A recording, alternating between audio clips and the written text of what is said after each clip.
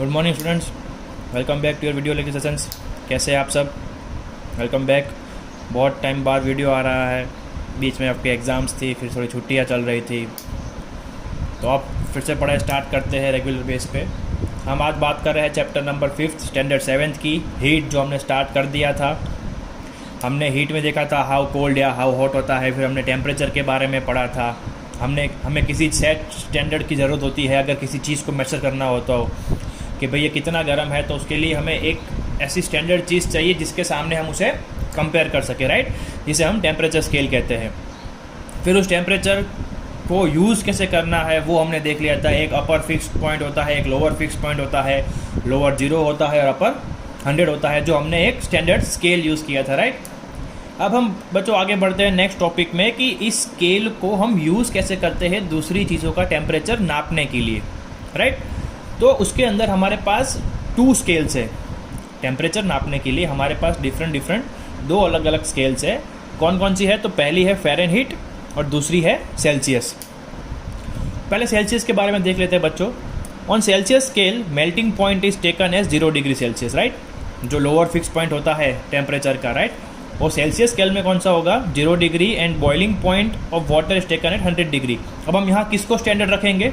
Water को, right, क्योंकि water is universally available और वो जल्दी गर्म हो जाता है, अच्छे से फ्रीज हो जाता है, ज़्यादा टेम्परेचर नहीं यूज़ होता है, तो उसको हम क्या कर सकते हैं? स्टैंडर्ड यूज़ कर सकते हैं, राइट।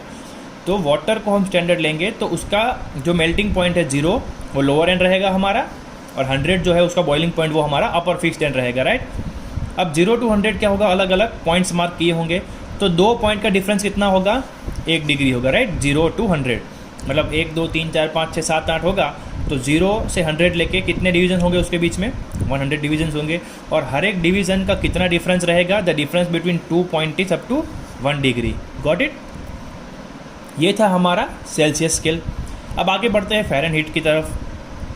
तो फ़ारेनहीट स्केल थोड़ा अलग है। तो on Fahrenheit scale melting point is taken as 32 degree Fahrenheit. यहाँ 0 डिग्री सेल्सियस था। C आया मतलब सेल्सियस, F आया मतलब बच्चों फ़ारेनहीट। ये जो ऊपर सिंबल है राउंड का गोल, उसे क्या बोलते हैं? डिग्री। तो it is taken as 32 degree Fahrenheit and boiling point is taken as 212 degree Fahrenheit. अब यहाँ देखो क्या था? मेल्टिंग पॉइंट 0 था, यहाँ 32 है, यहाँ 100 था, यहाँ 212 है। मतलब इसमें डिफरेंस 1 क्या 100 का नहीं है, इसमें डिफरेंस है इक्वल 180 पॉइंट्स का, राइट। यहाँ पर भी वाटर का लिया हुआ है लेकिन ये अलग स्केल में है। तो the difference between 2 point is 180 equal division. अब जब यहाँ पर 0 1 2 3 था, यहाँ पर 32 33 34 35 से लेके कहाँ तक होगा? 212 तक। तो 0 to 100 में डिफरेंस कितना था? 100। लेकिन 32 से 212 में डिफरेंस कितना होगा? 180। तो 32 से 33, 33 से 34, ये सब क्या करेंगे? They are all 1 degree Fahrenheit, right. लेकिन उसका एवरेज डिफरेंस कितना है? 32 से लेके 212। तो अगर आप 212 में से 180 माइनस करेंगे तो आपको मिलेगा 32। तो ये होगी हमारी दोनों स्केल्स। अब इस स्केल्स को हम कहाँ यूज़ करते हैं? तो यूज़ करते हैं हम थर्मोमीटर में। हमें पता कैसे चलेगा कि इतना डिग्री गर्म है, इतना टेम्परेचर है, इतना तापमान है? हमें कौन सी चीज़ से पता चलेगा? तो हमें पता चलेगा थर्मोमीटर से, राइट। तो थर्मोमीटर भी बच्चों 2 तरह के होते हैं। एक होता है क्लिनिकल और दूसरा होता है जो हम लेबोरेटरी में यूज़ करते हैं, मतलब कि केमिस्ट्री लैब में, फिजिक्स लैब में, बायोलॉजी लैब में, जो स्कूल की लैब्स होती है या फिर कोई अलग जगह होती है जहाँ पर केमिकल्स बनते हैं, जहाँ पर हाई बॉइलिंग पॉइंट वाले केमिकल्स आते हैं, तो वहाँ पर लेबोरेटरी थर्मोमीटर काम आता है। वहाँ पर क्लिनिकल थर्मोमीटर काम आएगा नहीं। क्यों अलग अलग होते हैं? क्यों क्लिनिकल अलग होता है? क्यों थर्मोमीटर अलग होता है? लेबोरेटरी वाला अलग होता है? कैसे अलग होता है? वो सारी चीज़ हम यहाँ डिस्कस करेंगे। तो पहले तो थर्मोमीटर में जो कॉमन चीज़ें होती है वो देख लेते हैं। क्या होता है? Both clinical and laboratory thermometers has a bulb filled with mercury. अब आपने देखा होगा थर्मोमीटर को, तो उसके अंदर एक रेड कलर का लिक्विड रहता है जिसे हम गुजराती में पारा बोलते हैं। उसका नाम इंग्लिश में है मर्क्यूरी। अब मर्क्यूरी क्यों यूज़ होता है? तो मर्क्यूरी का बॉइलिंग पॉइंट जो होता है वो हाई होता है, राइट। अगर थर्मोमीटर के अंदर पानी भरेंगे तो 100 टेम्परेचर जब जाएगा 100 डिग्री, अगर सेल्सियस की बात करें तो 100 डिग्री के बाद पानी भाप बन जाता है। मतलब वो जो ग्लास का हमारे पास थर्मोमीटर है उसमें पानी बचेगा नहीं। अगर फ़ारेनहीट की बात करें तो अगर उसको भी हम पानी भरेंगे तो 212 फ़ारेनहीट के बाद वाटर जो है वो बॉयल हो जाएगा। मतलब 212 के बाद का टेम्परेचर हम कभी भी नाप सकते नहीं, क्योंकि पानी ही नहीं है, तो जो ऊपर जाएगा ही नहीं, तो पता कैसे चलेगा कि टेम्परेचर कहाँ तक गया। लेकिन मर्क्यूरी जो है वो बहुत हाई बॉइलिंग पॉइंट है उसका, तो वो गर्मी को सहन कर सकता है। तो जैसे जैसे नीचे से गर्मी बढ़ेगी उतना उतना मर्क्यूरी ऊपर जाएगा, राइट। इसीलिए मर्क्यूरी होता है कि हमें पता चले कि जहाँ पर मर्क्यूरी रुक जाए ऊपर जाना, वो उसका मैक्सिमम टेम्परेचर आ गया और वो चीज़ जिसमें हमने वो थर्मोमीटर रखा है वो उतनी गर्म होगी, राइट। तो पहला तो वो होता है कि उसमें एक बल्ब होता है जिसके अंदर क्या होता है, मर्क्यूरी होता है। एक ग्लास स्टेम रनिंग इन होती है, वो जो मर्क्यूरी जिसके अंदर रखा होता है छोटा सा गोल एक ग्लास ट्यूब होता है, राइट। अब उस ट्यूब का एक एंड जो होता है वो नीचे बल्ब की ओर आता है, जो हम चीज़ों में डालते हैं। अगर क्लिनिकल थर्मोमीटर तो हम मुंह में डालते हैं, अगर हमें पानी गर्म करना होता है तो वो जो नीचे बल्ब रहता है एंड पॉइंट उसको हम क्या करते हैं, पानी में डालते हैं। तो एक पॉइंट जो है उसका बल्ब में रहता है और अदर जो पॉइंट होता है ऊपर से ग्लास का वो सील रहता है, राइट। ये था हमारा कॉमन फीचर सारे थर्मोमीटर्स का। अब the mercury rises as it gets heated, ये भी हमें पता है कि जैसे जैसे नीचे से गर्मी मिलती जाएगी वो जो एक एंड पे जो है बल्ब वहाँ से, तो मर्क्यूरी क्या करेगा, धीरे धीरे ऊपर जाएगा, राइट। अब इन दोनों का एक ही डिफरेंस है। The only difference between both the thermometer is that clinical thermometer has a kink. आपको बुक में फिगर दी हुई है 5.3, उसमें दो अलग अलग थर्मोमीटर्स है, एक आपको क्लिनिकल दिया हुआ है और एक आपको लेबोरेटरी दिया हुआ है। अब जो क्लिनिकल थर्मोमीटर है उसमें एक किंक होता है, मतलब जो मर्क्यूरी ऊपर चढ़ता है ना तो उसके आगे ऐसे थोड़ा टर्न जैसा है, इसे हम किंक बोलते हैं। ऐसा क्यों होता है, और एक और देख लेते हैं। जो लैब का थर्मोमीटर होता है उसमें सीधा होता है, उसमें ऐसा कोई टेढ़ा नहीं होता है, जिसे हम किंक बोलते हैं। क्लिनिकल थर्मोमीटर में किंक होता है। ऐसा क्यों होता है? क्लिनिकल थर्मोमीटर कहाँ यूज़ होता है, नाम से पता चलता है, हॉस्पिटल्स में यूज़ होता है, राइट, क्लिनिकल। तो अगर आपको बुखार है, आप गए हॉस्पिटल में, आपके मुंह में डॉक्टर ने थर्मोमीटर डाला, तो थर्मोमीटर डाला तब तक जब तक आपकी बॉडी के कांटेक्ट में है तब तक वो आपको गर्म है, राइट। तो आपको बुखार है तो वो मर्क्यूरी ऊपर जाता रहेगा। जैसे ही आप अपने मुंह से बाहर निकालोगे तो अगर ये किंक नहीं होगा तो मर्क्यूरी धड़ाम कर से नीचे आ जाएगा, क्योंकि उसको टेम्परेचर डिफरेंस मिल रहा है। आपके मुंह से बाहर आ गया, उसको ठंडी मिल रही है तो टेम्परेचर गिरेगा। लेकिन ये जो किंक क्या करेगा, उस टेम्परेचर को थोड़ी देर वहाँ पर रोक के रखेगा, इसलिए डॉक्टर उसको आराम से देख सके कि भाई आपके मुंह से निकाल कर डॉक्टर देखे उसमें 1, 2, 5, 10 सेकेंड तो लगेगी, राइट। तो उतने में वो नीचे उतर जाए नहीं। इसीलिए क्या होता है, क्लिनिकल थर्मोमीटर में किंक होता है और लेबोरेटरी थर्मोमीटर में होता नहीं है। क्यों, इसमें क्यों नहीं होता है? तो लेबोरेटरी थर्मोमीटर में हमें जब वो चीज़ जो लैब का जो थर्मोमीटर होता है वो पानी में जब डाला हुआ होता है तभी उसको गर्म करने के टाइम में उसका रीज़न देख लेना होता है कि भाई इसका रीडिंग इतना है, ये इतना गर्म है, फिर बाहर निकाल लेना होता है। उसका रीडिंग हम बाहर निकाल के नहीं लेते, जबकि दवा हॉस्पिटल में क्या होता है, आपके मुंह से बाहर निकाल कर टेम्परेचर देखते हैं कि भाई इसको इतना बुखार है। लेकिन लैब में क्या होता है, डायरेक्ट उसी चीज़ के अंदर जहाँ पर थर्मोमीटर पड़ा है वहीं से देख लेते हैं कि ये चीज़ इतनी गर्म है, तो वहाँ पर किंक की ज़रूरत पड़ती नहीं है। ये एक ही डिफरेंस है दोनों थर्मोमीटर के बीच में बेटो, क्या है, किंक, जो आपको फिगर 5.3 में मिल जाएगा, राइट। अब हम यहाँ तक क्या पढ़ा था हमने, हीट, टेम्परेचर क्या होता है, कैसे नापा जाता है, कौन सी दो स्केल्स है, दोनों स्केल अलग अलग कैसे है, फिर उस स्केल को थर्मोमीटर में कैसे नापते हैं, कौन सी चीज़ कितनी गर्म है कितनी ठंडी है, वो सब हमने देख लिया था। अब हम देखते हैं कि हम हीट जब देते हैं किसी चीज़ को तो उसका इफ़ेक्ट क्या होता है, वो किसी चीज़ पर कैसा इफ़ेक्ट डालती है, वो आगे देख लेते हैं। तो हम अब नेक्स्ट टॉपिक की ओर बढ़ते हैं बच्चों, जो कि है आपका इफ़ेक्ट्स ऑफ हीट। तो अब देखो, आपको एक डिफरेंस बता दूं टेम्परेचर और हीट के बारे में। हीट यानी गर्मी, क्या होता है, गर्मी, और टेम्परेचर यानी तापमान। तो जैसे जैसे गर्मी बढ़ेगी वैसे वैसे तापमान बढ़ेगा, राइट। गर्मी है तो तापमान है, तो दोनों अलग अलग चीज़ है, ध्यान रखिएगा। अब इस हीट जो हम गर्मी देते हैं वो देने से क्या क्या इफ़ेक्ट होता है चीज़ों पर, वो देख लेते हैं। तो दो इफ़ेक्ट है उसके। पहला है टेम्परेचर राइजेस विथ हीट, जैसे जैसे आप गर्मी बढ़ाओगे किसी चीज़ की वैसे वैसे उसका टेम्परेचर बढ़ेगा चीज़ का। देख लेते हैं, when something is heated its temperature rises, the same thing happens to our body during fever. अब आपने पतीले में पानी ले लिया है और गैस के ऊपर रख दिया है, अगर गैस चालू नहीं करोगे तो पानी गर्म नहीं होगा। गर्म नहीं हो रहा है मतलब कि उसका टेम्परेचर बढ़ नहीं रहा है। लेकिन जैसे ही आप नीचे से गैस चालू कर दोगे क्या होगा, पानी उबलने लगेगा, धीमे धीमे गर्म होते लगेगा, फिर इतना गर्म हो जाएगा कि आप उसको छू नहीं पाओगे, मतलब कि अब उसका टेम्परेचर क्या है, बढ़ गया है। अब आप गैस बंद कर दोगे तो धीरे धीरे क्या होगा, उसका टेम्परेचर भी घटने लगेगा।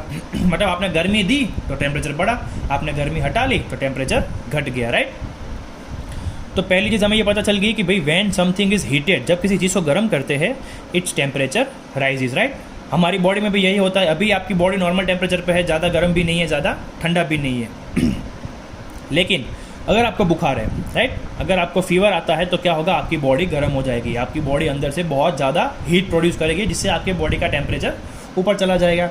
फिर आप हॉस्पिटल जाओगे, डॉक्टर आपको दवाई देगा, वो दवाई आपकी बॉडी के टेम्परेचर को कम करेगी। कैसे कि वो आपकी बॉडी की गर्मी को कम कर देगी। तो आपका तो आपका टेम्परेचर भी कम हो जाएगा।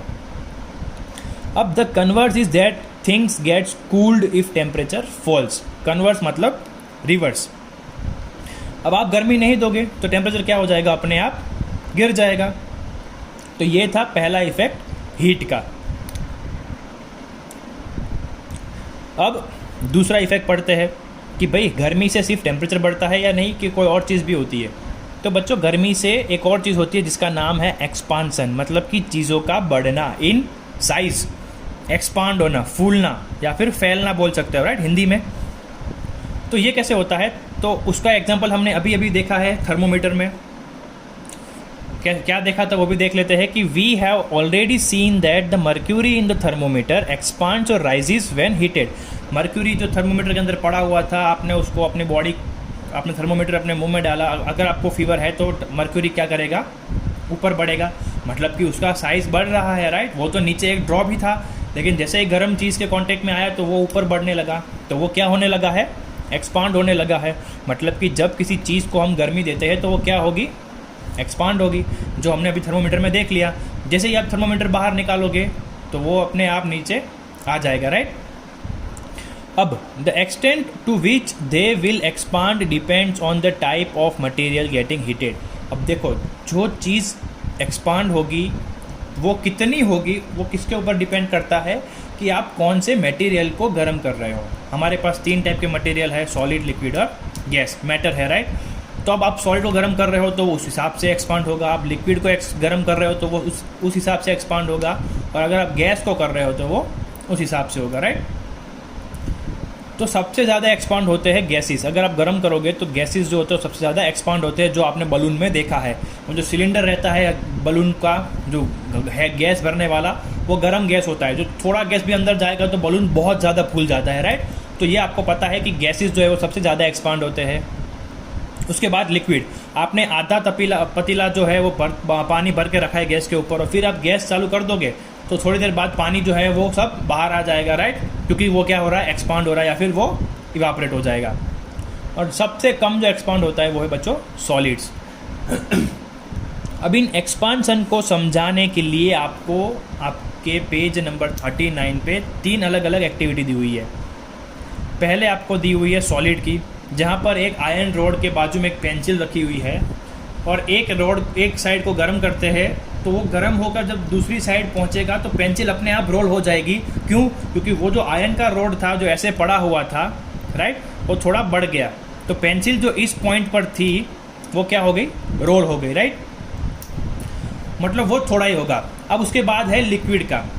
तो उधर आपको एक पैराग्राफ के बारे में लिक्विड में भी दिया हुआ है कि जब आप किसी बॉटल के अंदर लिक्विड भर के रखते हो और उसके अंदर एक स्ट्रॉ डाल देते हो, ठीक है, तो आपको पता चलेगा कि स्ट्रॉ का मार्किंग कहाँ तक है, राइट। आप देख सकते हो कि भाई अभी हमने जब स्ट्रॉ डाली तो एक पॉइंट तक पानी आया है। उसके बाद आप उस बॉटल को एक गर्म पानी के अंदर डाल दो, गर्म पानी जो होता है उसके अंदर रख दो, तो थोड़ी देर बाद क्या होगा, वो जो स्ट्रॉ में पानी का लेवल था वो बढ़ जाएगा। मतलब कि गर्मी की वजह से वो जो पानी का लेवल था वो ऊपर आ जाएगा। और फिर आपको दिया हुआ है गैसेस के बारे में थर्ड फिगर, जिसमें क्या है, एक कांच की बोतल होती है, खाली एम्प्टी बोतल है जिसके अंदर कुछ नहीं है, ऊपर ढक्कन खुला हुआ है। अब ढक्कन निकाल कर उन्होंने क्या किया है, एक बलून को बांध दिया है, और नीचे से क्या कर रहे हैं, उस बोतल को गर्म कर रहे हैं। उससे क्या होगा, अब जो खाली बोतल है तो जो खाली है उसमें क्या होगा, एयर होगा, राइट, गैस होगा। तो वो गर्मी की वजह से क्या होगा, उस बोतल में से सारा गैस निकलकर बलून में जाएगा और बलून अपने आप फूलने लगेगा, राइट। मतलब कि गैस जो है वो सबसे ज़्यादा एक्सपांड होते हैं, फिर लिक्विड आता है और फिर लास्ट में क्या आता है बच्चों, सॉलिड आता है, राइट। तो यहाँ पर आज का सेशन ख़त्म करते हैं। बाकी के जो टॉपिक्स है, जो कन्वेंशन है, कंडक्शन है, वो हम नेक्स्ट टॉपिक में डिस्कस करेंगे, नेक्स्ट वीडियो में कवर करेंगे, राइट। तो आज का आपका सेशन यहीं पे ख़त्म होता है। मैं आपको होमवर्क पढ़ देता हूँ। आपको सेल्सियस स्केल एक्सप्लेन करनी है, आपको पीडीएफ में से मिल जाएगा। जो हमने आगे पढ़ा सेल्सियस स्केल क्या होता है 0 से लेके 100 तक, वही वाला जो छोटा 3 लाइन का पैराग्राफ था, आपको वीडियो में से लिखना है तो कोई बात नहीं। एक्सप्लेन फ़ारेनहीट स्केल, वो भी आपको वहीं से मिल जाएगा, राइट। अब आपको ये थर्ड क्वेश्चन है, explain using thermometers with diagram figure 5.3। तो 5.3 के बाजू में जो थर्मोमीटर यूज़ करना है, राइट, वो आपको पैराग्राफ लिखना है और फिगर 5.3 लेबल के साथ ड्रॉ करना है। दोनों अलग अलग थर्मोमीटर से, एक क्लिनिकल है और एक लेबोरेटरी वाला है, राइट। चौथा है explain rise in temperature due to heat. जो हमने ये वाला टॉपिक पढ़ा वो आपको पीडीएफ में से लिखना है, यहाँ से नहीं लिखना है, राइट। और फिर आता है आपका last question, explain expansion due to heat. जो हीट की वजह से एक्सपांसन होता है वो आपको ये वाला नहीं लिखना है। आपको क्या लिखना है, आपको तीनों चीज़ अलग अलग हम समझानी है, सॉलिड, लिक्विड और गैस। तो आपको पेज नंबर 39 पूरा का पूरा एक्टिविटी से भरा हुआ है। 3 अलग अलग एक्टिविटीज़ है, 3 अलग अलग चीज़ों के लिए। पहला है सॉलिड, फिर है लिक्विड और फिर गैस। जो हमने अभी समझा वही है। तो आपको सॉलिड हेडिंग डालनी है, फिर पहला पैराग्राफ लिखना है और फिगर ड्रॉ करनी है। फिर आपको लिक्विड हेडिंग डालनी है, फिर आपको सेकंड पैराग्राफ लिखना है और फिर आपको फिगर ड्रॉ करनी है 5.6। और लास्ट में आपको गैसेस हेडिंग डालनी है, आपको पैराग्राफ 3 लिखना है और फिगर ड्रॉ करनी है 5.7। तीनों 3 लेबल होनी चाहिए, तीनों 3 अलग अलग होनी चाहिए। सॉलिड के बाद उसी का एक्सप्लेनेशन, उसका डायग्राम, फिर नई हेडिंग लिक्विड, फिर उसका एक्सप्लेनेशन और फिर उसका डायग्राम, और फिर गैसेस और फिर उसका एक्सप्लेनेशन, उसका डायग्राम, राइट। तीनों 3 पेज नंबर 39 पर है। Paragraph 1 solid 5.5 figure, paragraph 2 liquid 5.6 figure और पैराग्राफ 3 गैसेस 5.7 फिगर, राइट। तो मिलते हैं अगले वीडियो में, तब तक बी होम, बी सेफ, अपना ख्याल रखिए। मिलते हैं अगले वीडियो में, तब तक गुड बाय।